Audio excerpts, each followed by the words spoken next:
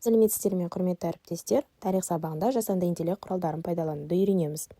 Қазақстан тарихы 5 сынып 3 тоқсан сақтар бөлімі бойынша сабақтың тақырыбы шілікті және бесшатыр патша қорғандары 2 сабағын аламыз. Оқу мақсаты бойынша археологиялық ескерткіштерді сипаттау, әлеуметтік топтардың ерекшеліктерін түсіну. Бұл сабақта біз промпт жазу және сурет генерациялауды үйренеміз, яғни шілікті және бесшатыр патша қорғандарының визуалды түрде көру мақсатында. Бұл үшін бізде ChatGPT және GenSpark жасанды интеллект құралдары керек. Ең алдымен ChatGPT-ді ашып, ChatGPT-ға бесшатыр патша қорғанының ішкі құрылысын сипаттайтын промпт жазып бер деген сұрау жібереміз.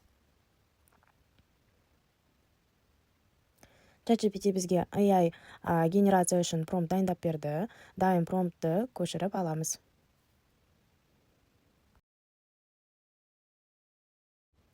Google Chrome қосымшасын ашып, GenSpark AI деп жазып аламыз, және ең алғашқы шыққан сайтқа кіреміз. Бұл жерге де біз тіркелуіміз қажет.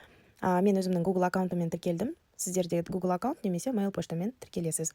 Бұл жерде генерация изображенияға кіреміз, яғни бұл лимиті жоқ, шексіз қолдана бересіздер.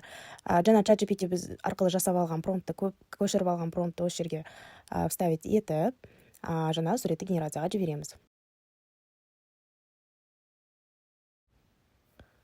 Сурет генерацияны біраз күтеміз, яғни 1-2 минутта генерациялайды.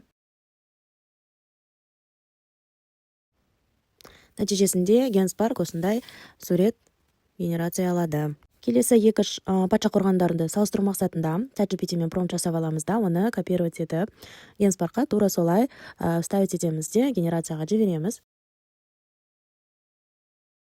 Нәтижесінде бесшатыр және шілікті патша қорғанының құрылысы осындай сурет шықты. Бұл оқушыларға визуалды түрде көру мақсатында қолданылатын жасанды интеллект түрі.